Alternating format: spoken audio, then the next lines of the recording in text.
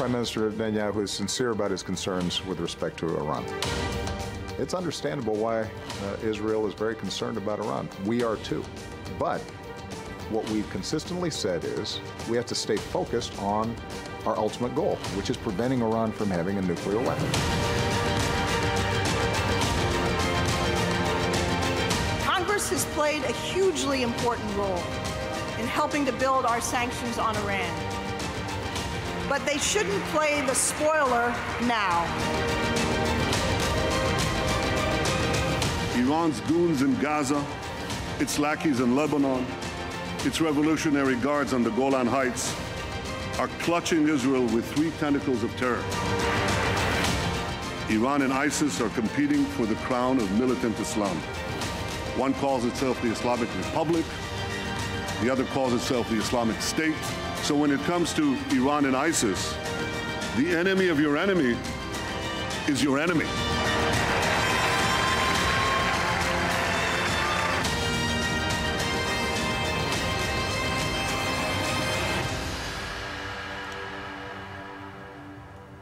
Bonsoir à tous, vous l'avez peut-être suivi en direct sur notre antenne, ce discours dont on parlait depuis des semaines de Benjamin Netanyahou au Congrès américain, c'était tout à l'heure.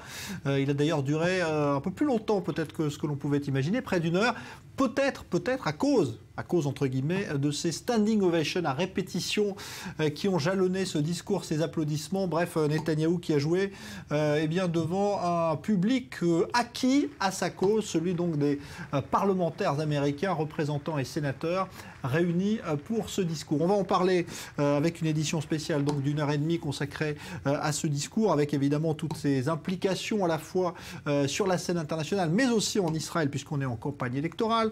On reçoit tout d'abord Avirama Golan, bonsoir. Merci d'être là. Vous êtes journaliste et écrivain ici en Israël. Bonsoir Emmanuel Navon. Bonsoir. Professeur de relations internationales à l'université de Tel Aviv. On sera également en direct avec nos envoyés spéciaux qui ont suivi de très près évidemment ce discours à Washington au Congrès, Mathias Inbar, Eli Otchenberg. On aura également des réactions à vous faire entendre, que ce soit chez les jeunes du Likoud qui avaient organisé eh bien, une projection en direct de ce discours du côté d'Herzliya, près de Tel Aviv, mais aussi chez ces Israéliens qui sont restés indifférents à ce discours, qui ne l'ont même pas regardé. Ce sera aussi avec l'un de nos envoyés spéciaux, Léa Berdugo et Maël Benoliel, qui se sont rendus dans le centre de Tel Aviv. D'abord donc une petite réaction à chaud avec vous sur ce discours. On va le détailler dans un instant, on va en voir les principaux extraits, Emmanuel Navon, mais globalement, est-ce que vous diriez que Netanyahou a été habile, c'est-à-dire à la fois pour ne pas froisser Barack Obama directement, tout en disant, eh bien en marquant son désaccord sur le nucléaire iranien? Je pense que dans ce discours, pour utiliser une expression en anglais, he went for broke, c'est-à-dire qu'il est allé vraiment droit au but et il a vraiment pris le risque de se froisser avec l'administration Obama. Alors c'est vrai qu'il a commencé avec des précautions en disant que le président Obama a fait beaucoup, même plus que ses prédécesseurs, pour la coopération militaire et sécuritaire avec Israël. Il a ensuite remercié le Congrès américain pour son soutien. Et ensuite, il a critiqué l'accord en disant très clairement que c'est un mauvais accord, qu'il est mal négocié.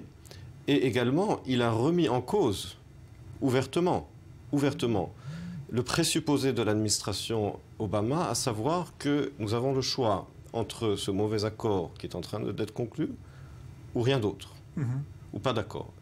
Il a dit clairement non. On a le choix entre ce mauvais accord ou un meilleur accord. C'est ça le désaccord entre, aujourd'hui, je dirais, l'administration Obama et le gouvernement Netanyahou. Et là, Netanyahou dit, vous êtes une superpuissance, vous pouvez être plus ferme. Vous pouvez, comme il l'a dit en anglais, call the bluff. L'Iran a besoin de cet accord plus que vous n'en avez besoin. Et là, effectivement, il a dit clairement, il a mis les choses sur la table en disant, oui, il y a un désaccord là-dessus. Pour nous, c'est un accord inacceptable. Vous, en tant que superpuissance, vous pouvez vous permettre d'être plus ferme et de ne pas signer un tel accord. Et dernier point également, il a également piqué l'administration Obama sur les relations avec l'Iran, en disant que dans le conflit contre l'État islamique, contre ISIS, ça n'est pas que l'ennemi de mes ennemis sont mes amis. Il a dit non, l'ennemi de votre ennemi est votre ennemi. Et ne croyez pas que si vous combattez l'État islamique, mais que vous laissez l'Iran se doter d'une arme nucléaire, vous aurez gagné la bataille, mais vous aurez perdu la guerre. Avera Magolan, comment vous avez Ce qui m'intéresse vraiment, c'est pas ce que disent les gens à Tel Aviv, mais plutôt ce que disent les gens à Sderot, à Ofakim, dans le sud, les travailleurs qui... C'est là où était Herzog ce soir, d'ailleurs, au moment du discours de Netanyahou, hein, à Sderot. Oui. Et ils étaient où? Est-ce qu'ils ont, est-ce que quelqu'un à Sderot ou à Netivot ou quelque part au nord d'Israël était intéressé du tout de ce discours? Et moi, je pense que, à la rigueur, c'est tout ce discours, toute cette histoire autour du discours de Netanyahou, normalement, n'intéresse pas les Israéliens. Mais pourquoi? Parce que ça ne concerne pas... Ça n'a rien à voir avec la société israélienne, avec la vie quotidienne des Israéliens, avec les grands problèmes auxquels s'occupent la plupart des Israéliens. Disons que la situation dans les hôpitaux en Israël aujourd'hui, qui n'acceptent plus des malades parce qu'ils sont pleins à craquer, ça intéresse beaucoup plus les Israéliens. La situation dans les écoles, où il y a 40 élèves à chaque classe, et la journée de l'école en Israël est très très courte, c'est jusqu'à midi, et puis pas de cantine, pas d'école l'après-midi, etc., etc. Tout ça, ça s'intéresse beaucoup le marché du travail, le logement. Voyons, on vient de parler que du logement en Israël il y a une semaine, et maintenant c'est l'histoire. Il me paraît, dans un moment donné, j'ai bien regardé Netanyahou, qui était, il faut le dire, il était très habile. Il était très très impressionnant, comme toujours, comme il est toujours, mais je le regardais et je pensais, peut-être, il a un rêve, un petit rêve, c'est de devenir le président de l'États-Unis. Il paraît comme un candidat très très populaire de la droite aux États-Unis. Rien à faire avec la société israélienne. Vous êtes d'accord, Emmanuel Nabon? Moi, je suis venu ce soir pour parler du discours de Netanyahou pour faire campagne électorale. Non, mais c'est intéressant de savoir si justement ce dossier iranien est surdramatisé par Netanyahou ou pas. Est-ce que c'est vraiment quelque chose qui concerne la sécurité des Israéliens et d'Israël? Je pense que vous avez parlé des habitants de Sderot et du Nord qui sont frappés et qui ont été frappés dans le passé et qui continuent de l'être par les missiles du Hamas de la bande de Gaza et par les missiles du Hezbollah. Je ne vous ai pas interrompu quand vous avez changé de sujet. Et par les missiles du Hezbollah dans le Nord, et ces deux organisations sont soutenues par l'Iran. Il ne s'agit pas d'un sujet théorique. Il s'agit de gens qui perdent leur vie, de gens qui doivent se cacher dans des abris, et ces organisations qui leur tirent dessus dans le sud et dans le nord sont soutenues par l'Iran. Donc il ne s'agit pas d'un sujet imaginé. C'est un sujet réel. Cela ne signifie pas, bien entendu, qu'il ne faille pas traiter des questions économiques, mais nous sommes en train de parler de la question iranienne. Donc soit on veut changer de sujet, soit on veut parler de ce sujet. Il s'agit d'un sujet réel, qui n'est inventé par personne, et même Yitzhak Herzog le reconnaît, que c'est un véritable problème. Alors ensuite, qu'on puisse être en désaccord sur la meilleure façon de le traiter, ça, bien entendu, c'est un désaccord politique parfaitement légitime. Sur toutes les questions, qu'il s'agisse des questions de société, d'économie ou de sécurité, il y a en général un accord large sur la réalité des problèmes et un désaccord sur la façon de les résoudre. On le sait, mais ça n'est pas un problème imaginaire, c'est un problème réel. Non, c'est pas imaginaire, mais c'est le problème numéro un, le seul problème et avec lequel Netanyahou a fait et va faire sa carrière. C'est le seul sujet dont il parle du tout, toute sa carrière. C'est-à-dire même quand on a parlé de la crise énorme de logement, il y a une semaine, il a dit oui, il y a une crise de logement, mais je ne cesse pas à réfléchir sur la vie elle-même. La vie elle-même, en disant, la vie elle-même, c'est l'Iran. Netanyahou a fait de l'Iran a fait d'Israël, en effet, le sujet la victime numéro un de l'Iran.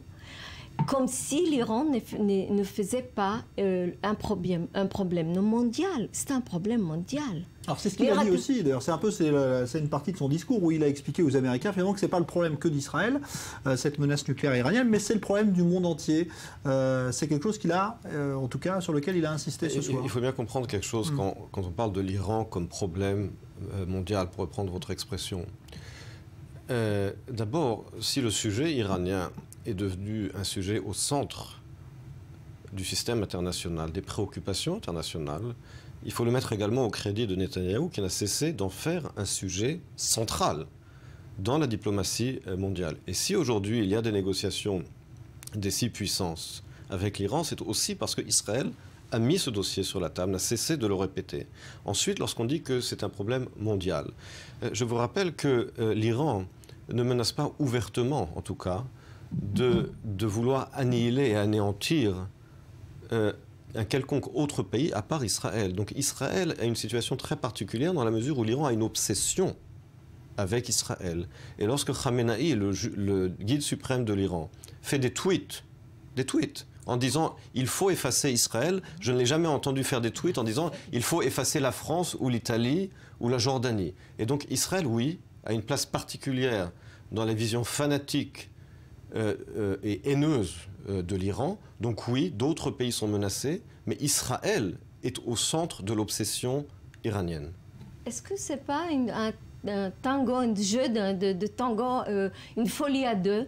Parce qu'Israël, elle aussi, pas Israël, mais Netanyahou seul, Israël a une obsession vers l'Iran. Et je me demande, est-ce que Netanyahou veut détruire l'Iran? Est-ce que c'était vraiment indispensable pour Netanyahou de dire tout ça aux États-Unis, à Washington?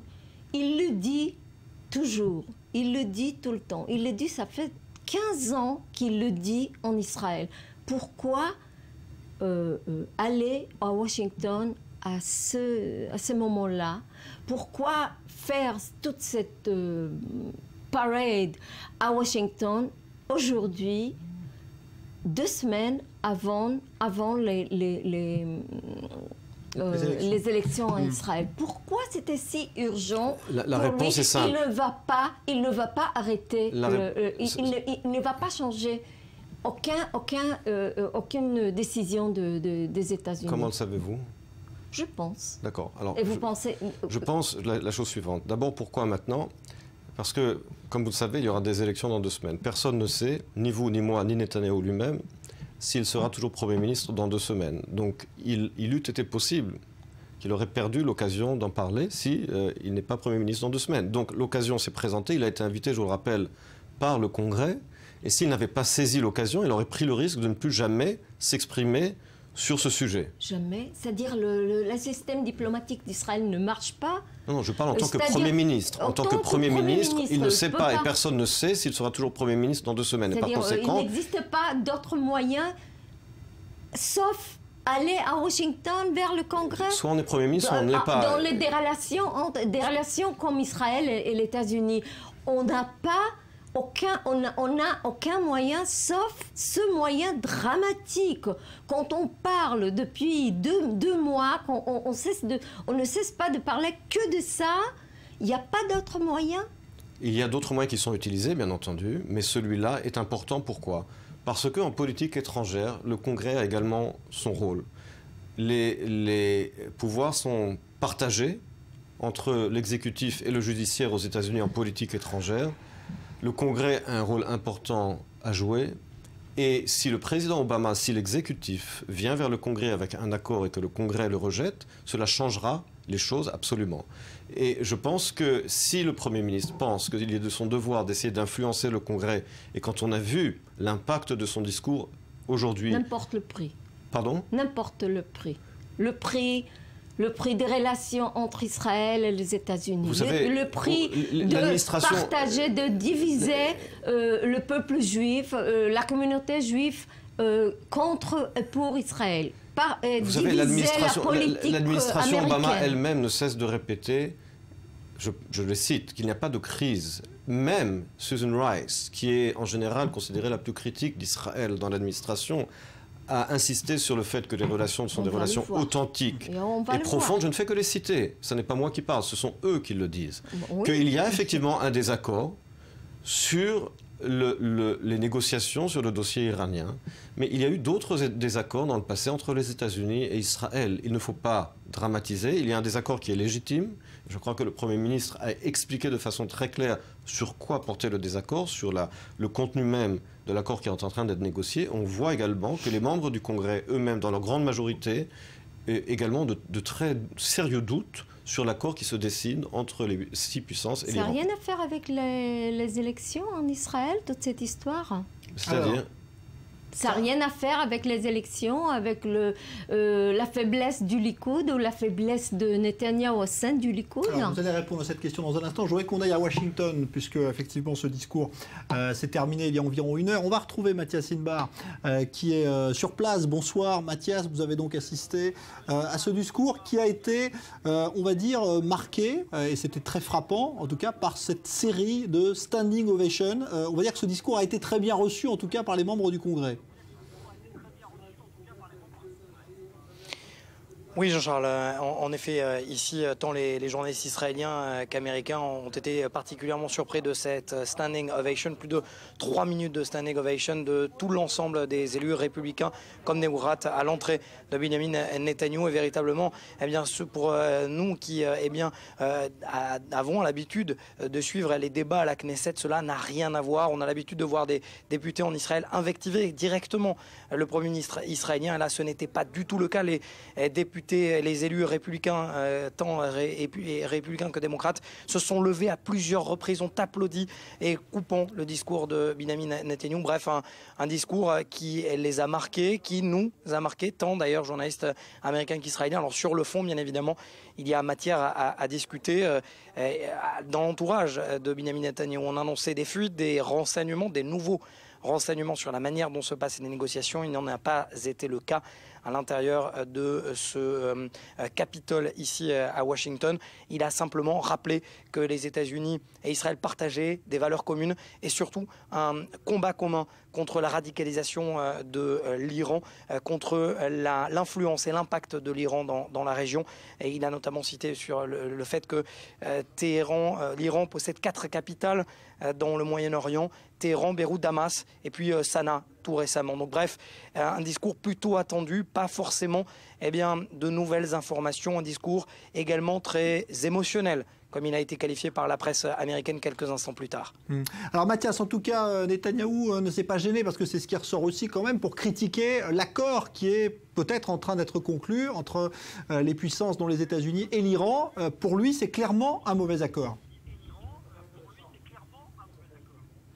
Ah oui, il a répété plusieurs fois, Jean-Charles, et pas qu'une fois d'ailleurs, lors de sa visite ici à Washington, hier à l'AIPAC, aujourd'hui au Congrès, de manière générale à la presse. Eh bien, pour lui, il vaut mieux aucun accord qu'un mauvais accord. Et alors, il a répondu à tous les sceptiques qui en voient en cette phrase une éventuelle volonté d'aller au combat directement, vouloir la guerre avec l'Iran. Et il a déclaré vraiment de manière très distincte: non, il n'y a pas l'alternative à la guerre, à un mauvais accord, mais il y a un meilleur accord qu'un mauvais accord. Voilà la phrase de Benjamin Netanyahou. Des propos qui ont été accueillis par les républicains, une grande partie démocrate, mais pas par tout le monde. Je dois dire que Nancy Pelosi, la responsable des démocrates à la Chambre des représentants, à plusieurs reprises ne s'est pas levée, n'a pas applaudi. Et d'ailleurs, elle a lancé un communiqué immédiatement après le discours de Benjamin Netanyahou. J'ai eu les larmes aux yeux, de manière très cynique, pendant le discours du Premier ministre israélien. Je dois vous dire que là, actuellement, tous les députés, tous les élus démocrates qui ont boycotté ce discours sont à quelques mètres de l'endroit où nous diffusons et sont en train d'organiser une conférence de presse pour rappeler leur opposition au timing du Premier ministre. En tout cas, en tout état de cause, l'équipe, l'entourage du Premier ministre, nous avons discuté avec le ministre adjoint des Affaires étrangères, Tzachi Hanegbi, l'entourage de Benjamin Netanyahou et la plupart des démocrates et des républicains ont, semble-t-il, en tout cas selon leurs propres termes, apprécié ce discours. Merci Mathias Inbar, donc en direct du Congrès à Washington où vient d'avoir lieu ce discours. Netanyahou va d'ailleurs rentrer dans la nuit en Israël. Alors, c'est intéressant ce qu'a dit Mathias concernant la réaction de la chef de file des démocrates à la Chambre des représentants, Nancy Pelosi, parce qu'elle a dit effectivement que pour elle, c'était une insulte à l'intelligence américaine que de remettre en cause l'accord aussi ouvertement comme l'a fait Netanyahou. Je pense qu'il a dit clairement, je l'ai dit tout à l'heure, il a vraiment remis en cause la compétence du gouvernement Obama, c'est vrai, en disant que c'est un mauvais accord, que finalement cet accord est négocié de façon incompétente puisqu'il ne fait que repousser le problème et que l'Iran, au bout du compte, avec un tel accord, pourra arriver au break-up capability, c'est-à-dire d'arriver à la capacité nucléaire en quelques mois. Et lorsque Netanyahou dit « vous pouvez être plus ferme parce que vous êtes une superpuissance », c'est clair, et je l'ai dit tout à l'heure moi-même, que... Alors, je ne dirais pas qu'il insulte l'intelligence du gouvernement Obama, mais il dit clairement qu'il y a là un comportement incompétent et qui n'est pas un comportement d'une superpuissance. C'est pour ça que j'ai dit d'ailleurs tout à l'heure, he went for broke. Il a dit des choses vraiment très fermes et même très dures. Je pense qu'il l'a dit également de façon sincère. C'est effectivement ce qu'il pense. Et je pense que lorsqu'il fait l'équilibre dans la balance entre ce que ressentent les démocrates, une partie démocrate comme Pelosi, et ce que lui considère être l'intérêt d'Israël, à savoir que cet accord est dangereux pour Israël, il a fait son choix. Je pense personnellement qu'il a eu raison, parce que oui, cet accord est un accord incompétent, dangereux, et qu'on peut, comme il l'a dit, à la fois remercier les États-Unis pour leur soutien, le Congrès et le président, dire également qu'il n'a rien révélé de nouveau, puisqu'il a dit lui-même, tout est sur Google. Ce que je dis maintenant, c'est sur Google. C'est pas, je ne révèle pas d'informations, c'était un sujet de contentieux avant son discours. Mais oui, cet accord est un mauvais accord qui est incompétent. On peut comprendre que Pelosi se sente froissé, mais il est allé pour dire sa vérité et pas pour faire plaisir. Bon, c'est inconvenant ou pas pour vous, le ton qu'il a employé? Je pense que c'est sa vérité, il est sincère et je crois aussi qu'Emmanuel Navon, lui aussi, il est sincère, il croit vraiment que c'est l'intérêt d'Israël. Moi, je pense que vraiment que c'est plutôt l'intérêt de Sheldon Adelson, que c'est plutôt l'intérêt de la droite américaine, ça n'a rien à voir avec l'intérêt d'Israël. Il ne représente pas vraiment l'intérêt d'Israël, mais plutôt des forces politiques interne des États-Unis. C'est pourquoi elle a parlé de l'insulte de l'intelligence du White House, parce que là, vraiment, je pense que Netanyahou, ce qu'il a fait aujourd'hui, il a joué avec le feu de la politique interne américaine. C'est vrai aussi que l'Amérique, les États-Unis ou le White House fait le même jeu parfois avec la politique interne d'Israël, c'est vrai. Mais quand même, là, ça me fait vraiment très, très triste de voir, parce qu'il y a une différence énorme entre ce que je pense, c'est quoi l'intérêt de l'État d'Israël et ce qu'a fait mon Premier ministre aujourd'hui à Washington. Mais j'avoue ne pas comprendre une chose dans votre raisonnement, Aviram Golan. D'un côté, vous dites que vous pensez que Netanyahou est sincère, et d'un autre côté, vous développez une théorie du complot selon laquelle il serait la marionnette de Sheldon Adelson. Donc, soit il est sincère, soit il est manipulé. Il est très, très sincère en ayant la marionnette de Sheldon Adelson. C'est pas la première fois. Le milliardaire américain qui finance à la fois les républicains et qui est responsable de cette invitation qui n'était vraiment... qui était vraiment... C'était si... On pouvait le voir, toute cette histoire. C'était très, très clair. Mais s'il est manipulé, il n'est pas sincère. Je veux dire, soit il est manipulé, soit il est sincère. Pourquoi on peut manipuler il agit selon les ordres, comme vous l'expliquez. Être sincère, et Netanyahou, c'est le roi de la manipulation et d'être sincère en même temps. C'est ce jeu de dramatiser l'Iran, c'est pas la première fois qu'il le fait. Il a fait, je me souviens un jour, il y a 10 ans, j'étais à New York et je pense que c'était Ariel Sharon qui était le Premier ministre. Et lui, il est allé à Los Angeles et Ariel Sharon lui a lui a interdit de parler aucun mot de l'Iran, il l'a fait quand même. Et il a dramatisé des choses au contraire, dans une façon qui était le contraire dramatique de ce qu'a dit Sharon un jour avant. Et à l'époque, le journal israélien n'existait pas, donc était-il également manipulé par Israël à l'époque? C'est pourquoi je dis il est sincère, c'est son jeu, mais quand même maintenant, le fait qu'il était à Washington, le fait qu'il est allé parler au Congrès, c'est une partie d'un jeu de la politique interne américaine dont Netanyahou est une marionnette. Le fait qu'il est sincère au cas de l'Iran, c'est pas mauvais pour Sheldon Adelson non plus. Bon, et est-ce que c'est bon pour la politique israélienne interne cette fois, puisqu'on est en période d'élection? Est-ce qu'à votre avis, Emmanuel Navon, ce discours va avoir un impact? Parce qu'en ce moment, on voit bien que dans les sondages, il y a une sorte de retournement qui s'opère. En tout cas, l'avance du parti sioniste, de l'Union sioniste, est en train peut-être aussi de se créer face au Likoud dans les sondages, dans les derniers sondages en tout cas. Vous savez, les sondages sur les résultats attendus ou théoriques à la fois du Parti travailliste et du Likoud, en moyenne, ces dernières semaines, montrent que les deux partis, plus ou moins, sont au coude à coude. Mais pour être Premier ministre, il faut former une coalition en Israël. Nous sommes un système coalitionnel, nous ne sommes pas un système de deux partis comme dans les pays anglo-saxons. Et lorsqu'on regarde l'arithmétique pour former une coalition, Yitzhak Herzog n'a pas de coalition, chose qui a, entre parenthèses, été confirmée par le débat à 8 partis la semaine dernière, dans la mesure où le parti Meretz ne rentrera pas dans une coalition avec Lieberman, et dans la mesure où Yair Lapid ne rentrera pas dans une coalition avec Shas. Ce parti Meretz existe du tout. Bon, ça, c'est une autre question. Mais en tout cas, il n'a pas de coalition. Netanyahou, lui, en a une, même si il venait avoir moins, son parti en venait avoir moins de mandats que le Parti travailliste. Il y a une autre option également, c'est un gouvernement d'union nationale entre le Likoud et le Parti travailliste. Donc encore une fois, quels que soient les sondages, que le Likoud et le Parti travailliste aient 1, 2 ou 3 députés de plus l'un ou l'autre, au bout du compte, il faut former une coalition. Un mot là-dessus, il reste quelques secondes. Je suis tout à fait d'accord. C'est Netanyahou qui va... Donc il n'y aura pas d'impact de ce discours, finalement, ce n'est pas une opération politique interne. C'est encore une fois que je dis que c'est ni d'impact, ni d'importance. Il va gagner, il va former la coalition. Il ne fallait pas qu'il aille à Washington pour cela. Merci Aviram Golan, merci Emmanuel Navon. On continue cette édition spéciale dans un instant, à la fois les aspects diplomatiques, politiques de ce discours, et puis bien sûr d'autres reportages et d'autres directs à venir. À tout de suite.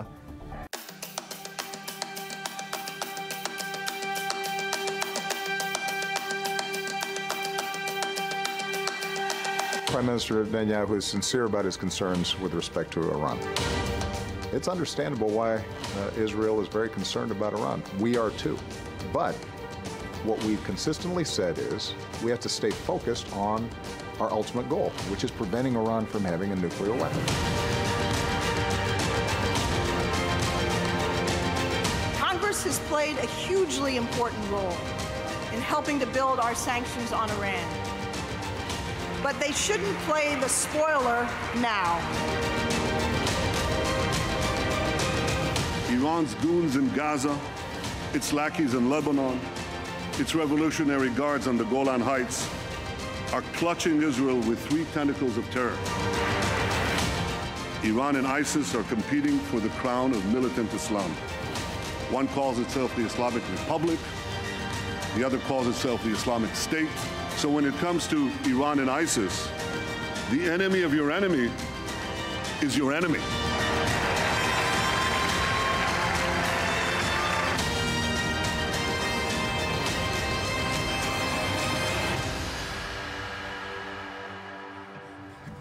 Suite de cette édition spéciale donc consacrée au discours que vient de prononcer à Washington devant le Congrès Benjamin Netanyahou sur le nucléaire iranien, mais également on en a appris aussi sur la relation entre Israël et les États-Unis. On va en reparler dans un instant. 2 nouveaux invités sur ce plateau. Ofer Bronstein, bonjour. Merci d'être là. Bonsoir, vous avez raison, c'est vous qui êtes dans le vrai. Vous êtes membre du comité central du Parti travailliste et vous présidez également le Forum international pour la paix. Freddy Eitan est là également. Bonsoir, ambassadeur d'Israël. Et puis donc on va revenir en images sur ce discours. Les principaux temps forts donc, de ce discours prononcé devant le Congrès de Benjamin Netanyahou, c'est avec Léa Volbert. Standing ovation pour Benjamin Netanyahou. Le Premier ministre israélien est arrivé devant une assemblée tout acquise à sa cause. Il a trouvé le soutien qu'il est venu chercher et n'a pas manqué de rendre hommage à l'amitié indéfectible qui unit Israël et les États-Unis. Je voudrais vous remercier, démocrates et républicains, pour votre soutien commun pour Israël, année après année, décennie après décennie. Pourtant, derrière ces mots, un certain malaise plane à Washington. Barack Obama a manifesté son mécontentement face à cette entorse au protocole. Il refuse de rencontrer Benjamin Netanyahou au cours de sa visite. Le secrétaire d'État John Kerry est quant à lui en Suisse pour tenter de finaliser cet accord sur le nucléaire iranien.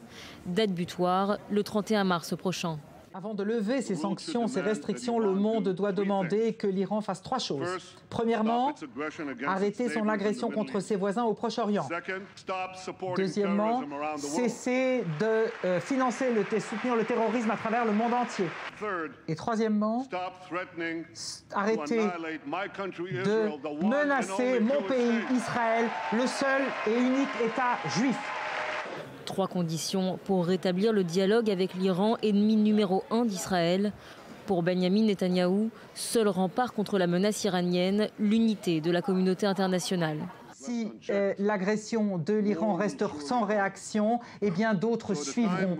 Et donc, l'époque où beaucoup espéraient que l'Iran se joindrait à la communauté des nations, pendant ce temps, l'Iran est occupé à saper les nations. Nous devons nous tenir côte à côte pour stopper la tentative de conquête de l'Iran, du combat de l'Iran par le terrorisme. Depuis le début de sa carrière politique, c'est la 3e fois que Benjamin Netanyahou s'exprime devant le Congrès. Mais je sais qu'Israël n'est pas seul. Je sais que l'Amérique est aux côtés d'Israël. Je sais que vous êtes aux côtés d'Israël. Le Premier ministre israélien avait prédit un discours crucial et historique. Reste à savoir si ces mots ont résonné jusqu'à Genève. Alors, c'est effectivement une des premières questions qu'on peut se poser. Est-ce qu'à votre avis, ce discours va changer quelque chose sur le dossier nucléaire iranien? Est-ce que, à votre avis, les Américains vont réfléchir à 2 fois ce soir avant de poursuivre les négociations avec l'Iran, Hoffmann-Einstein? Non, absolument pas. Et tout d'abord, il faut remettre les choses dans l'ordre. Il ne s'agit pas uniquement des Américains. N'oublions pas que les négociations en Suisse entre l'Iran et les membres du Conseil de sécurité plus l'Allemagne se font à plusieurs. Donc il y a les États-Unis, l'Angleterre, la France, l'Allemagne, la Russie, la Chine. Je ne sais pas pourquoi elle a choisi d'aller à Washington et pas d'aller à Pékin ou à Moscou. C'est plus facile. Ouais. C'est plus facile. Donc c'est exactement notre sujet. Non, je crois que le discours ne changera rien. Au niveau des négociations, tout d'abord, on ne sait pas exactement ce qui se fait en ce moment à Montreux. Et je crois que ça se terminera par rapport aux négociations sur est-ce qu'on va donner à l'Iran 10 ans ou est-ce qu'on va donner à l'Iran 20 ans de compromis. C'est tout. Le discours, comme on le savait, comme le président Obama le sait, comme la communauté internationale le sait, comme la plupart des Israéliens et de la classe politique israélienne le sait, avait des objectifs totalement politiques et électoraux. M. Netanyahou a dit les choses, il les a dit très bien, mais il n'a rien dit de nouveau. Il faut être très fort pour empêcher l'Iran d'être une puissance nucléaire, point barre. C'est votre avis, Fred Ethan, ça ne changera rien, ce discours éloquent? Écoutez, non seulement c'est un discours éloquent, comme vous dites, c'est un discours brillant, bien construit, 45 minutes. Je dirais que c'est la mi-temps entre le bras de fer entre la Maison-Blanche et Benjamin Netanyahou. Il faut le reconnaître quand même.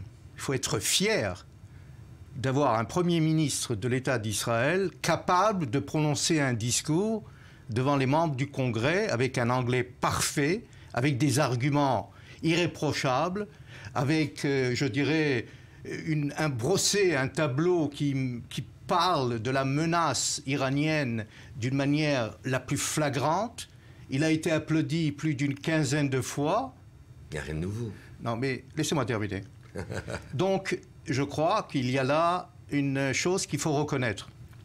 Et vous savez, les Israéliens sont très cyniques, surtout les journalistes. On remarque que Benjamin Netanyahu a bu un verre d'eau parce qu'il était ému ou quoi que ce soit. D'abord, Benjamin Netanyahu est un humain, quelqu'un qui a subi et le seul être mis au pilori, non seulement dans sa propre population, non seulement vis-à-vis de l'opinion publique israélienne, qui le dénigre matin au soir, mais aussi face à la puissance américaine. Donc il faut avoir, et je dirais, il n'y a pas d'autres chefs d'État ou chefs de gouvernement capables d'avoir cette audace. Mais Alfred, la question était quoi de nouveau? Laissez-moi terminer. D'avoir cette audace, ce courage de parler devant les Américains, dans le fief des Américains, et de dire les 4 vérités. Parce que si certains font la sourde oreille, si certains minimisent, est-ce que Benjamin Netanyahu, Bornstein parle d'électoral, est-ce qu'il a dit un mot sur les questions intérieures électorales? On a ridiculisé le discours en donnant un certain délai de 5 minutes, mais évidemment, c'est une rigolade. C'est ce qui s'est passé pour les Israéliens. Oui, non, pour les Israéliens, mais pour vous dire que la responsabilité de Netanyahou est là. Est-ce qu'il a révélé des secrets d'État? Non, non plus. Donc tout ce qu'on a dit, est-ce que l'hémicycle était vide? Non, l'hémicycle était archi-comble. Mais tout ça, c'est donc vrai il y a des vérités à dire. Et ça, il faut le dire. Et puis on peut discuter, si vous voulez, sur le fond, sur les choses. Et tout ça. Et voilà, c'est le cynisme, vous voyez. Ce que je reproche aux Israéliens, et surtout à l'opposition travailliste, parce que moi, je ne fais partie. Je ne suis pas membre d'aucun parti et je n'ai pas des doubles nationalités. Je suis israélien, un Israélien qui défend et qui est patriote. Et quand je vois mon Premier ministre parler devant le Congrès américain, eh bien moi je suis fier de l'être israélien. De ne pas faire de monologue, c'est vous qui êtes en train de faire. Vous pouvez enchaîner maintenant. Est-ce que pour vous, d'abord, est-ce qu'il a porté ombrage ou atteinte aux relations avec les États-Unis dans le discours de tout à l'heure? Est-ce que vous avez trouvé qu'il en avait trop fait en critiquant l'accord, par exemple? Regardez, si je vais parler au mon nom, Alfred va dire ah l'opposition, les cyniques. Freddy, je ne suis pas votre ami. D'accord. J'ai un nom. Freddy Ethan. Freddy. Et si je vais parler au mon nom, il va dire ah ils sont cyniques, la gauche, etc. Je vais parler au nom du président Obama. Il faut citer le président Obama. Si vous êtes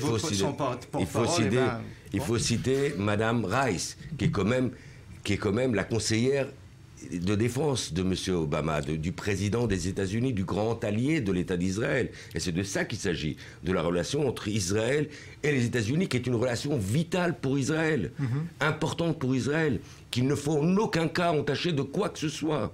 C'est de ça qu'il s'agit. Parlons du fond. Du côté, on est d'accord tous sur la question du nucléaire iranien. Il faut empêcher l'Iran à avoir une arme nucléaire. Point barre. Et il faut le faire. Et les seuls qui peuvent le faire, avec tout le respect que je dois à M. Netanyahou, les seuls qui peuvent le faire, c'est les grandes puissances. Et c'est pour ça qu'ils sont en train de négocier à Montreux en ce moment.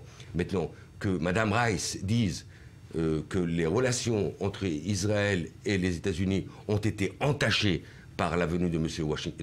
Netanyahou, c'est grave. Que monsieur Comment c'est grave Joseph si on applaudit Netanyahou plus de quinzaine de fois? C'est pas grave. Mais ça, c'est du show. C'est du show. Parlons de consistance, monsieur Ethan. Ça vous ressemble pas de parler de show. Soyons consistants. Parlons de choses sérieuses. C'est sérieux. Parlons de chaque point. Il s'agit de la vie de l'État d'Israël, monsieur Ethan. Ah bon? Oui. Que monsieur Joseph Biden, vice-président des États-Unis, soit absent aujourd'hui. Ça veut dire quelque chose. Que la communauté internationale regarde M. Netanyahou en le traitant de quelqu'un d'arrogant. Ça veut dire quelque chose. La question, c'est est-ce que M. Netanyahou a été capable d'influencer l'administration américaine, d'influencer la communauté internationale? J'en doute. Et la question qui se pose, pourquoi il n'est pas allé à la Douma, à Moscou? Parce que les Russes jouent un rôle. Pourquoi il n'est pas allé à Pékin parler aux Chinois? Parce que les Chinois sont là-bas à Montreux. Pourquoi il n'est pas allé à Paris convaincre les Français? Parce que les Français aussi sont présents à Montreux. Pourquoi il n'est pas allé à la grande alliée d'Israël, qui est l'Allemagne, dire ce qu'il a à dire à Berlin? Parce que les Allemands sont présents à Montreux. Il n'y est pas allé. Il est allé rencontrer ses amis républicains à Washington. Et le fait qu'à chaque fois on se lève et on applaudit, c'est un peu de la mascarade. Et écoutez ce qu'a dit M. Axelrod, encore une fois, c'est le conseiller, un des conseillers les plus importants du président Obama, juif, très pro-israélien. Écoutez ce qu'il a dit après le show de M. Netanyahou. C'était ridicule. Bon. Écoutez ce que me dit la sénatrice Weinstein, qui est une des alliées les plus importantes de l'État d'Israël. Elle parle d'arrogance de M. Netanyahou. Son discours était bon. Il était important de dire à tout le monde qu'il ne faut pas qu'il y ait du nucléaire iranien. Mais il n'y a rien de nouveau dans son discours. Et ce n'est pas ce discours qui va l'empêcher. Alors, qu'est-ce que vous avez appris de plus aujourd'hui? Après, selon monologue, il faut dire deux choses. Quand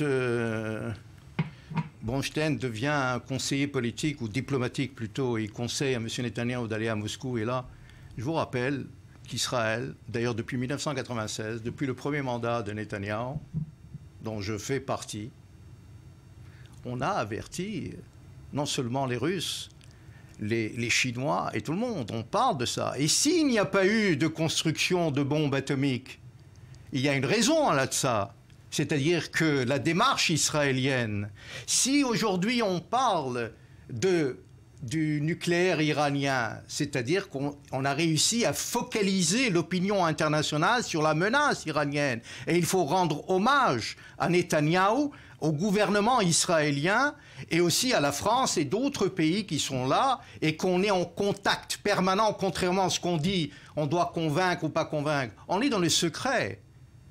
Alors pourquoi aller faire des discours? On est dans le secret. Alors pourquoi aller faire des discours? Ne m'interrompez pas, laissez-moi terminer. Si on est dans le secret, il faut le faire diplomatiquement. Je vous laisse. Là, vous polémiquez sur des questions graves. Mais c'est parce que sur des questions, oui, non, mais vous polémiquez sur des questions graves. Pourquoi provoquer le président des États-Unis, M. Ethan? Sur des bases politiques politiciennes. Pourquoi provoquer le président des États-Unis, M. Ethan? Vous êtes en campagne électorale. Vous êtes en campagne électorale. Pour représenter le Parti travailliste. Et M. Netanyahou représente quoi? Vous représentez le Parti travailliste. M. Netanyahou est Premier ministre de l'État d'Israël. Et il représente le Likoud. Il ne faut pas l'oublier. Et vous représentez quoi? Un forum international? Je représente la voix de la raison. Oh, le voix de la raison. Vous savez, vous êtes trop naïf, vous parlez de conneries, là. Alors, mais c'est vous qui étiez au Mauritanie ambassadeur, n'est-ce pas? Oui, non, mais je connais parfaitement. N'oubliez pas ça. Revenons au sujet du discours de Netanyahou. Non, mais je reviens au sujet, parce qu'on essaye de détourner la menace iranienne sur des questions électorales. Il ne s'agit pas de campagne électorale. Il n'a même pas fait allusion. Pourquoi maintenant? Continuez à parler. Mais je vous pose une question. Continuez à parler. C'est pas à vous de me poser les questions. Alors, je pense. Vous voulez pas le débat? Mais laissez-moi. Laissez-moi. C'est pas par. Vous n'avez pas d'argument. Vous savez très bien que vous n'avez pas d'argument. Parlons du fond. Vous n'avez pas. Pourquoi maintenant, Monsieur Ethan? Une autre fois. Alors, Monsieur Ethan, pourquoi maintenant Netanyahou est allé à Washington? Pourquoi pas il y a 2 semaines? Je vous explique. Le discours, comme vous l'avez dit, et vous avez raison. Il parle d'arrogance de Netanyahou. Et regardez cette arrogance. C'est pas moi qui l'ai dit. C'est pas moi qui ai parlé d'arrogance. C'est la sénatrice Calmez-vous, Weinstein. prenez votre temps. Vous ne savez pas beaucoup de choses. Apprenez des choses. Et c'est pas par les journaux et tout ça. Mais laissez-moi. Mais vous prétendez, vous êtes très prétentieux, vous savez. Vous croyez connaître tout. Vous ne connaissez pas beaucoup de choses, vous ne savez pas. Alors, je vais vous apprendre quelque chose. Alors, attendez, laissez-moi parler. Et puis, gentiment, vous écoutez attentivement ce que je vais dire et vous allez entendre. Si c'est intéressant. Et vous allez changer d'avis, je l'espère. Je ne crois pas. Alors, écoutez, on est en contact avec tout le monde. On est en contact avec les 5+1, on est en contact avec l'AIEA. Et récemment, l'AIEA qu'a dit?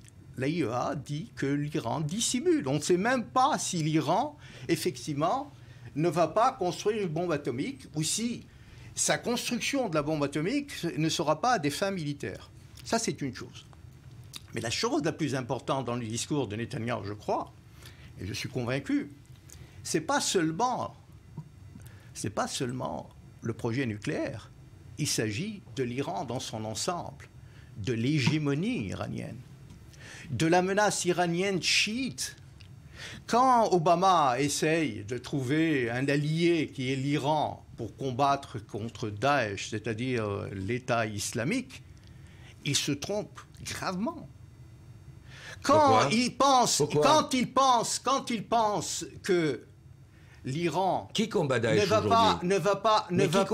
aujourd'hui. Vous dites des choses, vous apprenez. Arrêtez d'être superficiel, s'il vous plaît. Je ne dis pas sur qui combat Daesh aujourd'hui, si ce n'est pas les chiites? Alors vous voulez... Qui combat? Mais répondez à la question. Soyez profond, soyez sérieux. Ça vous ressemble pas, monsieur Ethan. Non, mais vous parlez, vous les laissez pas.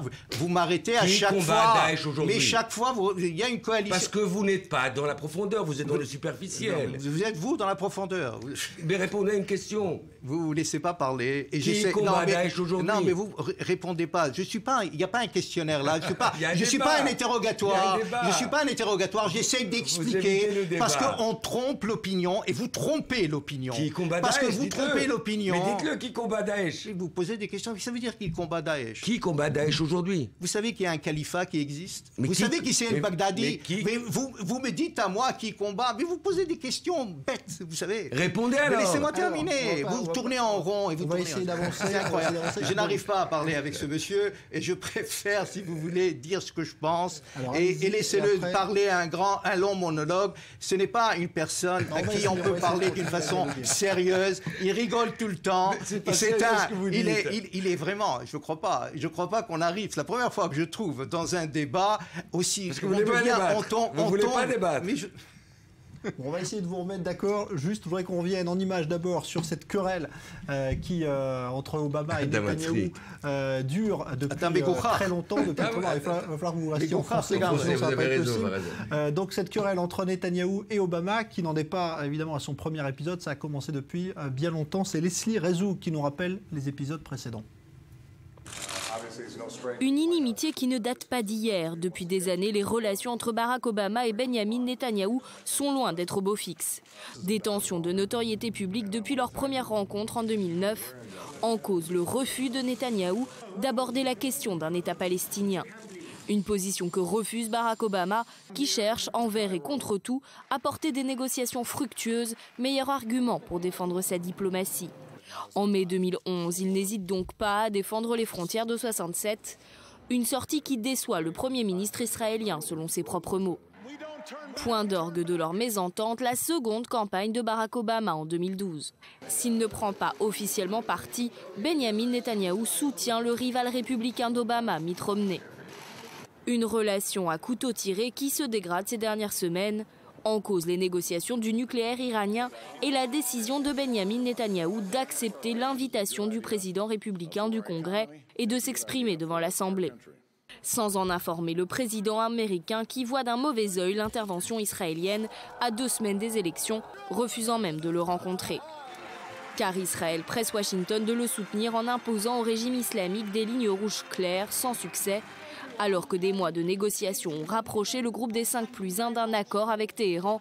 Barack Obama ne compte pas laisser son homologue torpiller un accord historique. Il est normal qu'Israël se sente concerné par l'Iran. Nous le sommes aussi, mais nous avons toujours affirmé qu'il fallait rester concentré sur notre but en empêchant l'Iran d'obtenir l'arme nucléaire. En ce qui concerne la diplomatie, nous estimons que c'est une erreur que le Premier ministre vienne parler devant le Congrès quelques semaines avant l'élection. Cela donne l'impression que nous prenons parti. Benjamin Netanyahou avait estimé plus tôt dans la journée avoir l'obligation morale d'exprimer haut et fort ses divergences avec l'administration Obama. En tant que Premier ministre, j'ai l'obligation morale de dénoncer les dangers auxquels nous faisons face avant qu'il ne soit trop tard. Pendant 2000 ans, mon peuple, le peuple juif, était sans État, sans défense. Cela suffit. Cela suffit. Des relations qui ne semblent donc pas prêtes de s'arranger après le discours devant le Congrès du Premier ministre israélien. Si ce dernier était réélu, les 2 hommes devraient trouver un terrain d'entente au moins jusqu'en 2016, date de fin de mandat du président américain.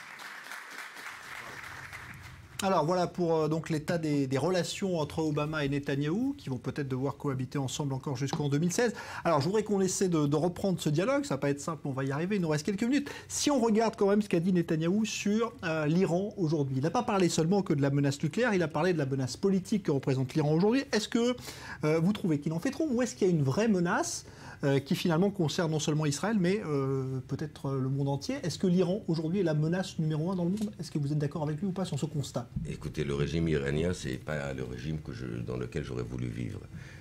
Malheureusement, ce n'est pas du pouvoir ni des Israéliens ni de M. Netanyahou de changer les régimes qui ne nous plaisent pas.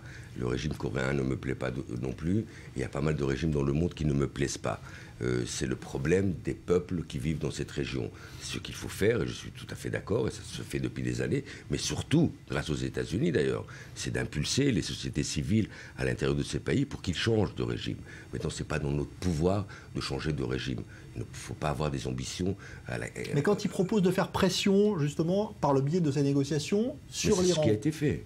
Mais lui, c'est ce qu'il propose aujourd'hui. Ces dernières années, des pressions très importantes. Si les Iraniens sont venus à quatre pattes, il faut le dire, autour de la table des négociations, c'est parce que les pressions étaient très efficaces. Les Iraniens souffraient énormément des pressions qui ont été mises sur eux. Et si les accords intérimaires, parce qu'on vit aujourd'hui des accords intérimaires entre la communauté internationale et les Iraniens, c'est parce que les Iraniens en ont besoin. C'est pas la communauté internationale qui en a besoin, c'est les Iraniens. Donc je pense que d'un côté, il faut avoir le bâton, d'un autre côté, il faut avoir la carotte, et il faut continuer dans ce sens-là. Malheureusement, il n'est pas dans notre pouvoir de changer le régime iranien. Ce qui est important aujourd'hui, c'est d'avoir un dialogue serein, intelligent, à la fois en utilisant la force, à la fois en utilisant les bénéfices du dialogue, auprès des Iraniens comme auprès d'autres régimes qui ne nous plaisent pas. Mais ce n'est pas de notre pouvoir de changer le régime iranien. Il faut qu'on remette les pendules à l'heure. Très diétale. Oui, non, mais personne ne dit qu'on va changer le régime iranien. D'ailleurs, il restera longtemps, je peux vous le promettre. Tant que les gardiens de la révolution, les passedarans, seront au pouvoir, ils détiennent les clés du pouvoir. Certains disent que les Américains parient. Oui, non, mais ils sont naïfs. Ouais. Ils sont naïfs, je dirais qu'ils sont naïfs, et on n'est pas le seul. Ils ne sont pas les seuls à le dire, hélas. Il y a aussi, il faut comprendre qu'il y a des pressions sur le plan économique. L'Iran, c'est quoi? C'est 65% des productions mondiales de pétrole. C'est aussi, on veut faire des affaires.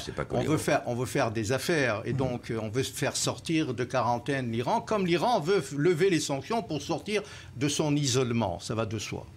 Maintenant, l'Iran, c'est différent. Quand il y avait la guerre froide, par exemple, entre les États-Unis et la Russie, et l'ex-Union soviétique, il y avait une balance de frayeur, je dirais. Il y avait une certaine détente. Mais chacun n'a pas menacé, aucun n'a menacé l'autre de destruction totale. Là, nous avons un régime des ayatollahs religieux islamiques qui peut détenir demain la bombe. Et ça, c'est grave. Et c'est pour ça que ce régime aussi, c'est pourquoi Netanyahou est furieux contre cet accord. Pour la simple raison que ces ayatollahs disent d'une façon, ils répètent, ils déclarent qu'ils veulent la destruction de l'État d'Israël. Et ils le disent. Et vous avez vu, mort aux Juifs, mort aux Américains, etc., etc. Donc, ce n'est pas un régime qui demain va changer et va devenir vraiment un pays démocratique et qui pourra avoir des relations internationales avec tout le monde. L'Iran a des satellites, l'Iran a le Hezbollah, l'Iran s'est mêlé avec le Hezbollah en Syrie, dans la guerre syrienne. L'Iran essaye par ruse de combattre contre Daesh, contre le califat, mais en fin de compte, veut faire flotter l'étendard chiite à travers tout le Proche-Orient. Elle a déjà 4 capitales. Elle se trouve à Beyrouth, elle se trouve à Damas, elle se trouve au Yémen, et demain, peut-être, elle souhaite venir à Jérusalem. Donc, il y a là, une menace omniprésente de l'Iran que nous devons dévoiler, que nous devons contrecarrer. Et il ne s'agit pas seulement du projet nucléaire, il s'agit de l'ensemble que représente l'Iran. Bon. Permettez-moi une remarque par rapport à la relation, parce que c'est de ça qu'il s'agit, de la relation entre les États-Unis et Israël, qui est une relation précieuse.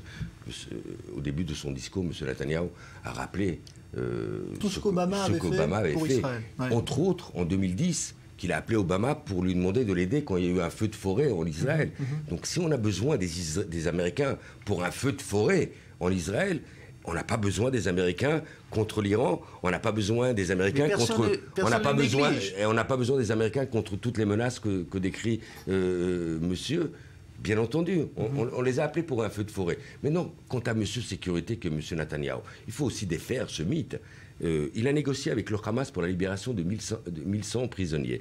Il n'a pas fait attention qu'il y avait des centaines de tunnels qui étaient construits à Gaza. Il n'a pas terminé la dernière guerre à Gaza parce que le Hamas est vivant et vibrant. Donc M. Sécurité qui est M. Netanyahou. Et encore une chose, ceux qui se sont opposés au départ de M. Netanyahou à Washington, c'est tout l'état-major israélien. C'est tous les chefs du Mossad, c'est tous les chefs des services de renseignement israéliens, c'est des généraux israéliens. Donc si eux pensent que M. Netanyahou ne défend pas les intérêts de la sécurité de l'État d'Israël, il faut les écouter. Ce n'est pas moi qui le dis, c'est les chefs des renseignements, les chefs de la sécurité israélienne, et il faut les écouter. Oui, certains généraux qui ont, pour des raisons politiques, il faut le dire une nouvelle fois... pour des raisons politiques. Dagan n'est plus dans le secret. Dagan n'est plus dans le secret. Mais c'est pour des raisons politiques. Mais il le fait pour des raisons politiques. Évidemment, le fait. Il y a Yediot Ahronot et vous savez très bien comment ça se passe. Mais bien sûr, parce que c'est dans les pages Yediot Ahronot d'interview. Donc il y a là, il y a là, c'est vous les spécialistes, eux ne le sont pas. Il y a là une chose. Je crois que pour terminer, pour conclure, je crois que c'était un discours. Monsieur Netanyahou met en danger la sécurité d'Israël. Par la force, vous voulez rappeler tout ça. Vous voulez vous laisser voir la sécurité de l'État d'Israël.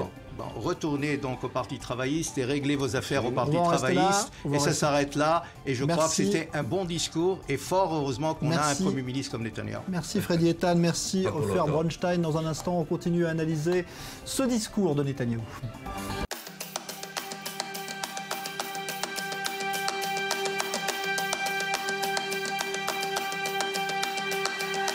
Prime Minister Netanyahu is sincere about his concerns with respect to Iran. It's understandable why Israel is very concerned about Iran. We are too. But what we've consistently said is we have to stay focused on our ultimate goal, which is preventing Iran from having a nuclear weapon. Congress has played a hugely important role in helping to build our sanctions on Iran. But they shouldn't play the spoiler now. Iran's goons in Gaza, its lackeys in Lebanon, its revolutionary guards on the Golan Heights are clutching Israel with three tentacles of terror. Iran and ISIS are competing for the crown of militant Islam. One calls itself the Islamic Republic, the other calls itself the Islamic State. So when it comes to Iran and ISIS, the enemy of your enemy is your enemy.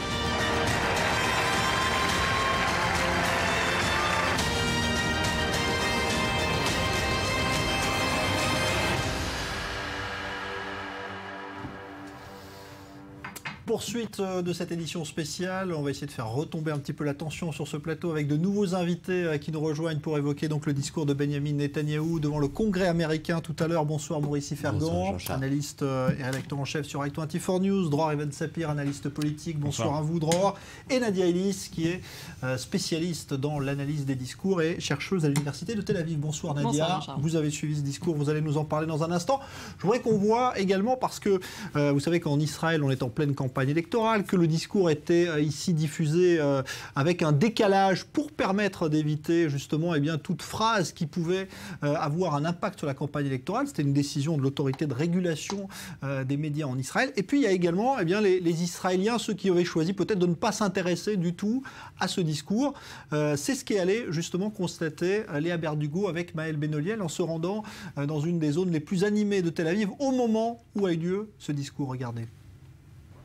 Nous nous trouvons sur le boulevard Rothschild, une des artères les plus centrales de la ville de Tel Aviv. Et ici, personne ne semble plus préoccupé que cela par le discours de Benjamin Netanyahou. Les Israéliens ne se sont pas rassemblés dans les bars ou les cafés pour écouter l'allocution du Premier ministre. Et leur attention ne semble pas tourner vers Washington. Nous sommes ici avec Ronen, qui est ici, donc qui prend un café au moment même de l'allocution de Benjamin Netanyahou. Alors, vous ne trouviez pas cela important d'être devant votre poste de télévision pour écouter le Premier ministre? Why are you sitting here? Like it was not important for you to watch Netanyahu's speech? No, it's not important. Ce n'est pas important. Ce n'est pas intéressant. Il ne fait cela que pour des intérêts politiques et ce n'est pas important.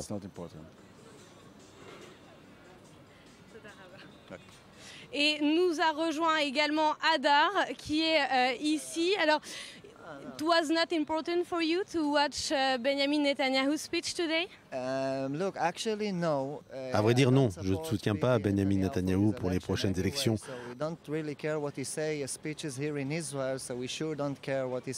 On s'en fiche de ce qu'il dit quand il parle en Israël, donc on ne va pas s'intéresser à ce qu'il dit aux États-Unis et on ne va pas l'aider à se faire réélire au poste de Premier ministre israélien.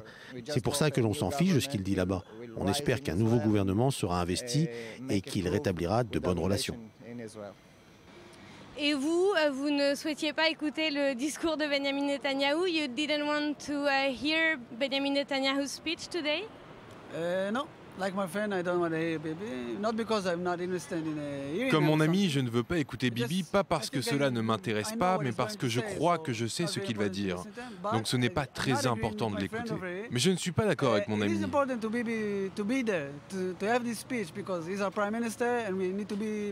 C'est important que Bibi aille là-bas pour s'exprimer. C'est notre Premier ministre et nous devons le soutenir. S'il décide de faire un discours, c'est son droit. En tant que petit État, nous devons le soutenir et lui accorder le droit de s'exprimer. C'est important. Tout le monde dit dans les médias que Bibi cause des dégâts en Israël. Qu'il le laisse s'exprimer et tout ira bien. Donc vous le voyez, l'attention des Israéliens n'était pas portée vers Washington en ce moment présent. Les Israéliens qui ne sont pas impliqués politiquement ne souhaitaient pas écouter aujourd'hui Benjamin Netanyahou, mais c'était également le cas des Israéliens impliqués en politique, comme le Parti travailliste et l'Union sioniste. Tout a été fait pour détourner l'attention du discours de Benjamin Netanyahou. Un tour a été organisé dans tout Israël avec pour apogée un meeting près de la frontière avec la bande de Gaza. Nous avons eu une des porte-paroles du mouvement au téléphone et elle nous avait dit qu'en ce moment même où Benjamin Netanyahou était devant le Congrès et expliquait sa vision sur l'Iran, il était important de montrer aux Israéliens que eux se préoccupaient des vraies problématiques qui leur importaient, c'est-à-dire les problématiques sociales et sécuritaires.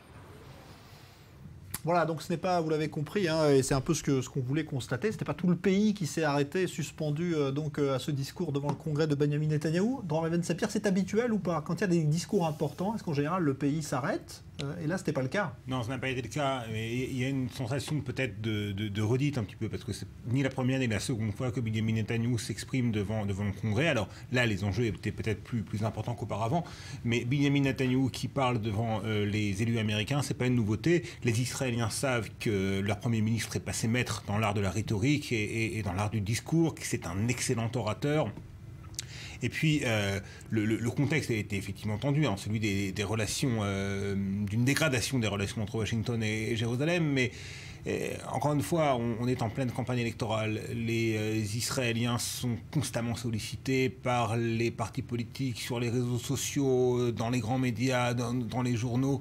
Et parfois, on a peut-être un peu l'impression que pour les Israéliens, ce discours de Benjamin Netanyahou devant le Congrès n'est qu'une manœuvre électoraliste, alors que c'est tout de même, c'est une manœuvre électorale aussi, mais c'est tout de même beaucoup plus que cela. Ouais. Maurice Fergan. Écoutez, malheureusement, moi j'étais ici, donc j'ai pas pu constater si les Israéliens étaient effectivement bien le pays. C'est vrai que ça ne passionne pas, comme ça peut passionner dans d'autres pays quand un président fait un tel discours. Non, je crois que ce que Dror a dit est juste. On connaît les données du problème. Je veux dire, on n'a pas appris quelque chose de fondamental dans ce discours. Donc les Israéliens le savaient à l'avance qu'ils n'allaient pas apprendre quelque chose. C'est un discours dont on a dit qu'il était destiné aux membres du Congrès pour les convaincre de voter de nouvelles sanctions. Donc ils ne se sont pas sentis interpellés plus que ça par ce discours. C'est vrai qu'il est à remettre dans le contexte électoral. Alors au moment où on parle, pour évoquer justement le discours de Benjamin Netanyahou tout à l'heure, c'est Barack Obama qui, vous le voyez, s'exprime depuis Washington actuellement. Donc on verra, on va suivre évidemment d'une oreille ce qu'il est en train de raconter. Nadia Ellis, vous avez suivi évidemment de près ce discours. D'abord un mot sur le fait que ça ne préoccupe pas tant que ça finalement les Israéliens. Ça vous surprend ou pas ? Non, ça ne me surprend pas. Bon, déjà, évidemment, il y a des Israéliens qui ont suivi ce discours, mais je rejoins effectivement ce que Maurice et Dror ont dit. C'est vrai qu'il n'a rien dit de nouveau. En revanche... Donc c'était prévisible. C'était prévisible, mais ce qui est intéressant, c'est la manière dont il a fait un discours où effectivement, il n'apprend absolument rien de nouveau à personne, et pourtant, il arrive à tenir pratiquement debout tout le temps un congrès entier, démocrate et républicain. à travers donc des applaudissements sans fin, constants. Il y a un seul moment où les démocrates ne se lèvent pas. Eh ben, c'est dû justement à la technique qu'il emploie dans ce discours, à un emploi. En fait, il y a deux facteurs très importants ici. D'une part, la construction ou la non-construction d'un ethos discursif donc de celui qui parle, donc de Netanyahou, c'est-à-dire normalement quand il parle, Netanyahou, il fait en sorte de se positionner en tant que héros, en tant que sauveur de l'État d'Israël, du peuple juif, etc. Cette fois-ci, on n'a absolument pas ce genre de discours. Il ne parle pratiquement pas de lui, et le seul moment où il essaye de jouer en fait sur une forme d'éthos, c'est quand il présente Elie Wiesel, qui vient en fait cautionner ces mots, son parallélisme absolument prévisible entre le nazisme et l'Iran. Et en fait, il emprunte en fait, de quelque sorte l'éthos d'Elie Wiesel, donc Elie Wiesel qui est apprécié par tout le monde. Le fait qu'il soit là en train de cautionner le discours de Netanyahou, c'est une manière de se donner en fait du sérieux et de paraître comme un orateur crédible. Et ça, c'est une chose. Et la deuxième partie, en fait, la plus importante, évidemment, c'est l'emploi du pathos dont il fait usage à plusieurs reprises. Ce qui est intéressant, c'est qu'il s'adapte vraiment à son public, un public américain. Comment on le sait? On le remarque par rapport aux applaudissements, en fait. À quel moment les Américains se lèvent pour applaudir? Encore une fois, démocrates et républicains ensemble. C'est quand ils parlent de ce qu'on appelle en anglais le underdog, le petit État de ce petit peuple massacré dans l'histoire qui se lève des cendres et qui résiste et qui combat. Et je ne sais pas si vous avez remarqué, mais en tout cas, à 2 reprises, il essaye de dire que le peuple israélien et le destin du peuple israélien, c'est le destin de l'humanité tout entière. Et à ces 2 moments-là, les Américains, ils ne réagissent pas forcément avec un grand enthousiasme, il y a quelques applaudissements. En revanche, quand il dit les Israéliens, les Juifs, qui aujourd'hui ont une voix, qui finalement peuvent parler, qui peuvent se défendre, et les États-Unis qui sont derrière Israël, eh bien là, c'est l'enthousiasme général. On ne peut pas ne pas sortir complètement excité, galvanisé par ce discours. Donc là, des Américains, dans Evan Sapir, vous avez ressenti ça aussi, dans la manière dont il s'est exprimé? Incontestablement, c'était un discours réussi dans sa forme, et effectivement, comme l'a dit Nadia, dans les moments où Benjamin Netanyahou est parvenu à mettre le doigt sur les points les plus sensibles de la relation privilégiée qu'entretiennent ces 2 nations, les États-Unis et Israël, et ça s'est ressenti à différents moments du discours. Alors, les uns et les autres, on a dit ici qu'il n'y avait pas véritablement quelque chose de nouveau dans le contenu du discours. Il y avait quand même la porte ouverte à un accord qui serait meilleur que celui qui, nous dit Netanyahou, est en gestation et pourrait être conclu entre les grandes puissances et l'Iran. Donc, la voie ouverte à une espèce peut-être de modération dans le discours du Premier ministre qui pourrait accepter un accord, mais pas celui-là. On est encore une fois à 2 semaines des élections. Si les prochains sondages, un dernier sondage est paru aujourd'hui, on doit à nos confrères de la chaîne parlementaire, et il confirme l'érosion du Likoud avec 21 sièges, alors que l'Union sioniste, dans ce même sondage, en obtient, si mes souvenirs sont bons, 24. Voilà, donc 21 sièges pour le Likoud, 24 pour ses principaux adversaires du centre-gauche.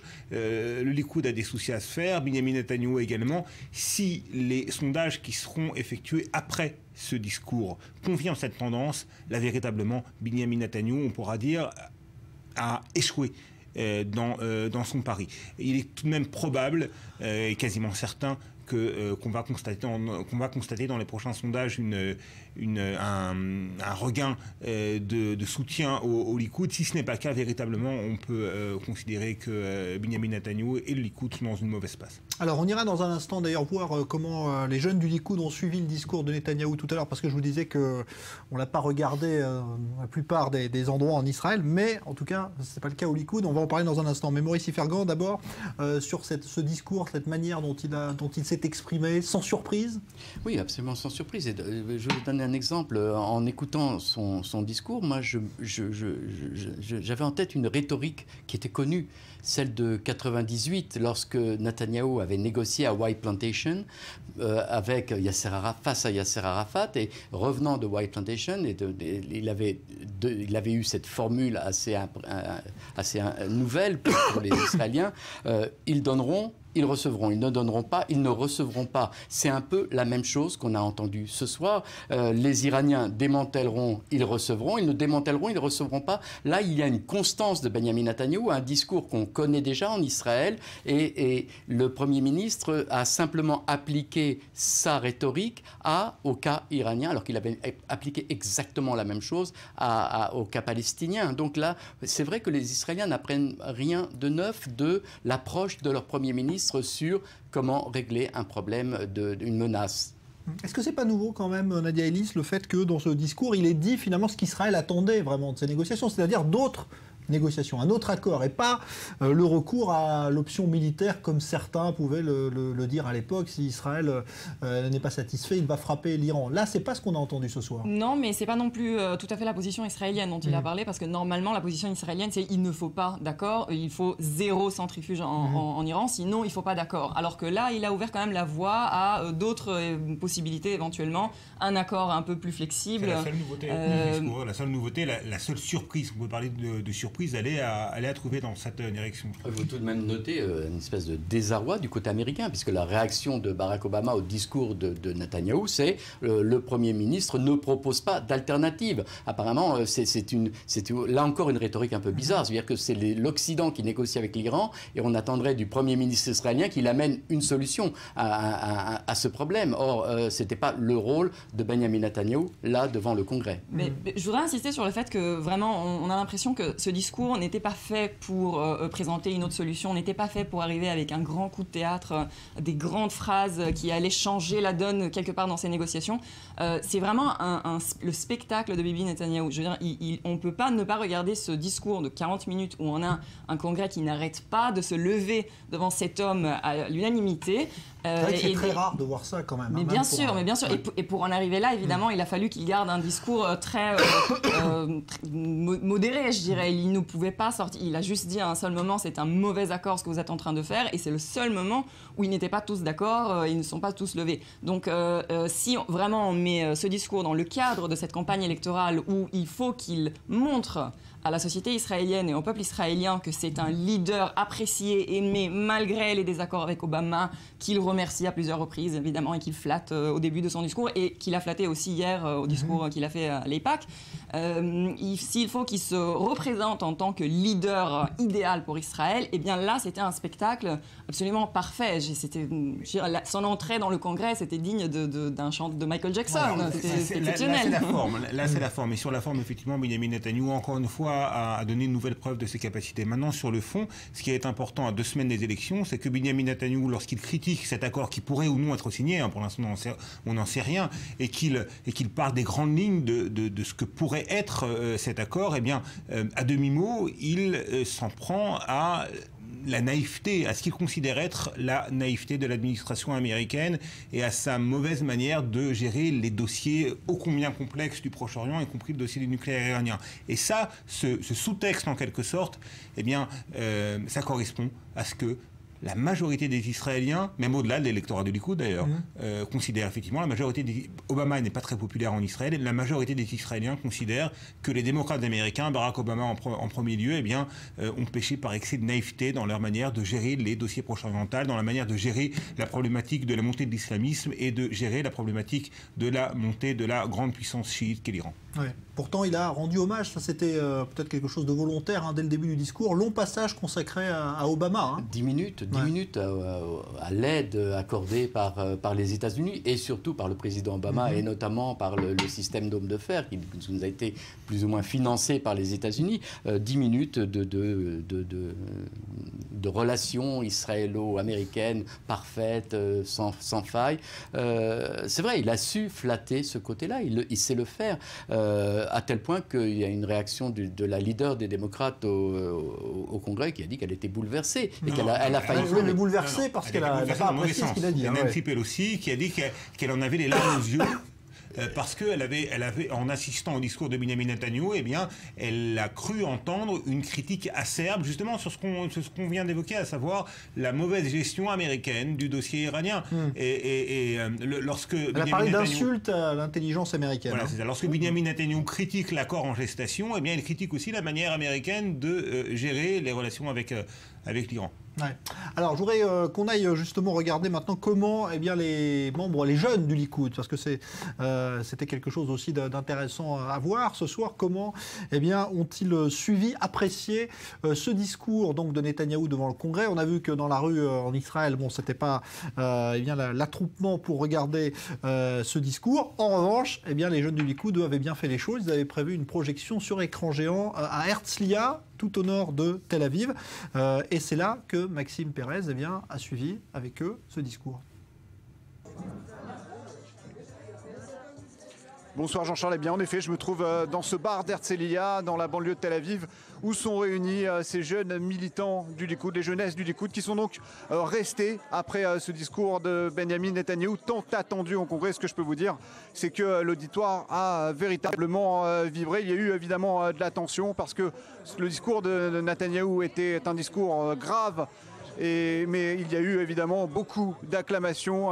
Ces jeunes se sont levés un peu comme les sénateurs du Congrès à plusieurs reprises. Ils ont acclamé leur leader Benyamin Netanyahou. Et je me trouve d'ailleurs avec Oren, un jeune militant du Likoud, 33 ans. Oren, shalom, ata chaver mitnuat הליכוד.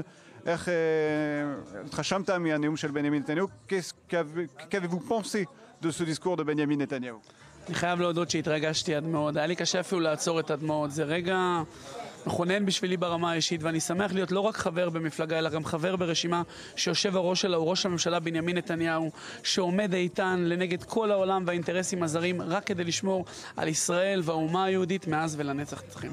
Oren nous raconte qu'il a évidemment vibré en écoutant ce discours, qu'il est évidemment très fier d'appartenir au Likoud, très fier de voir son leader Benyamin Netanyahou faire face au monde, au Congrès américain, et tenir donc le discours de fermeté qu'il a tenu. Oren, אתה חושב שהמסר התקבל על ידי ארצות הברית, המשימה הוגשה?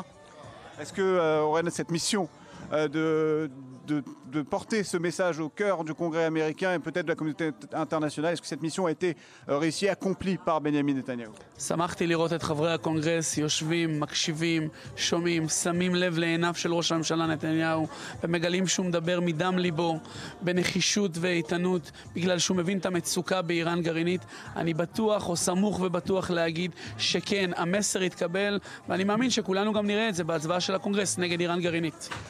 Oren nous raconte que le message a semble-t-il été reçu par le Congrès américain. Il a prêté attention à ces regards que lui ont portés donc les sénateurs, à Benyamin Netanyahou, à ses acclamations. Et il n'a aucun doute donc le message de Benyamin Netanyahou a été reçu, qu'il y a une prise de conscience littéralement face au danger, face à cette menace du nucléaire iranien. Oren, dernière question, Sheila אחרונה, פה היו הרבה דיבורים בארץ על זה שזה כמובן מהלך פוליטי של בנימין נתניהו, שזה עלול להשפיע על הסקרים.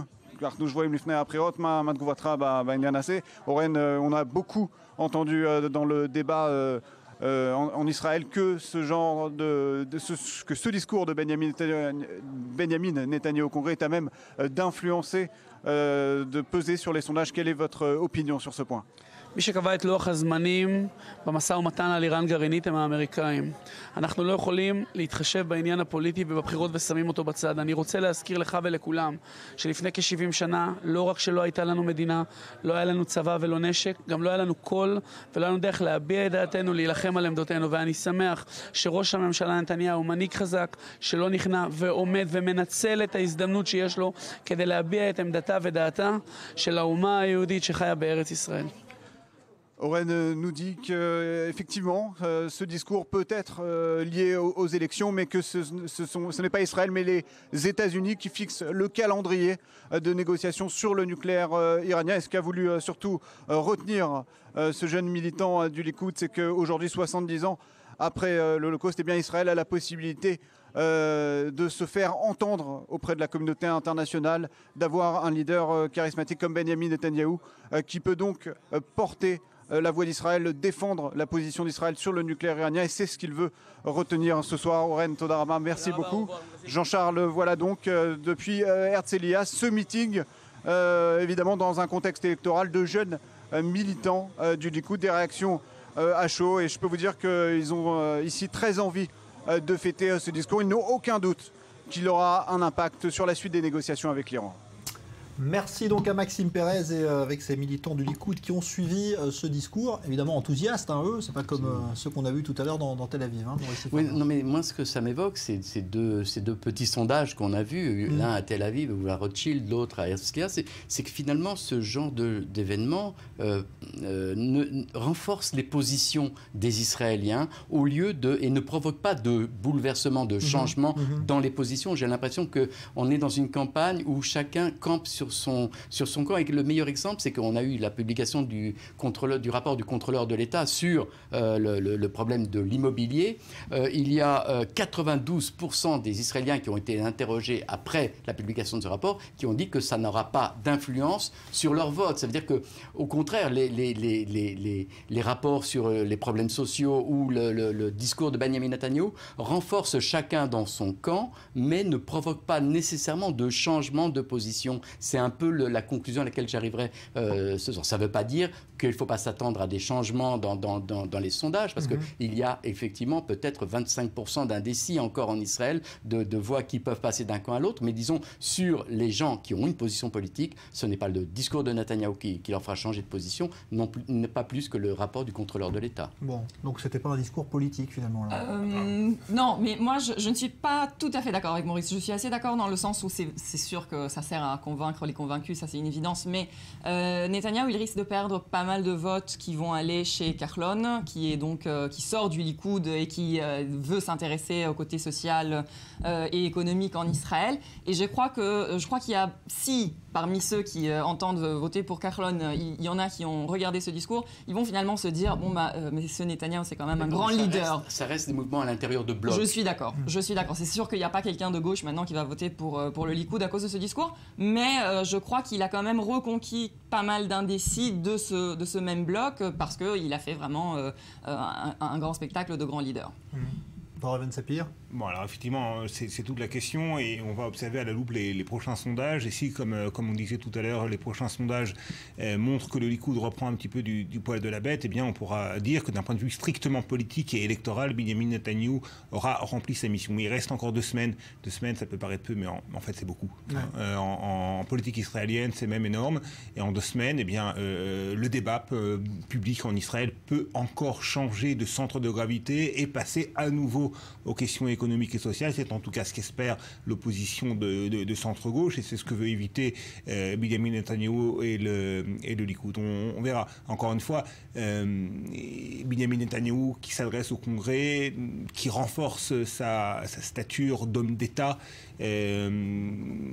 applaudi à de très nombreuses reprises par les membres du Congrès. Tout cela, forcément, c'est Benjamin Netanyahou qui marque des points incontestablement, et il le sait. Le discours a été prononcé 2 semaines avant les élections. D'un point de vue du calendrier des négociations, il aurait pu être prononcé 2 semaines après les élections. C'est évidemment pas un hasard. Ouais. Bon, en tout cas, un qui n'a pas apprécié et qui ne va pas voter pour Netanyahou, de toute façon, il ne peut pas, c'est Obama qui vient de déclarer à la Maison-Blanche qu'il ne s'occupait pas de théâtre en politique, mais uniquement de politique. C'est pour ça qu'il ne veut pas commenter ce qu'a dit Netanyahou. C'est une réponse. Oui, c'est une réponse assez. cinglante. Oui, voilà. S'il ne s'occupe pas de théâtre, c'est que vraiment. Il avait déjà fait l'analogie avec un match de football aussi. Ouais. Non, mais je pense qu'au-delà des souris, il faut prendre cette déclaration de Barack Obama très au sérieux. Hein. C'est véritablement un camouflet à l'adresse de Benjamin Netanyahou.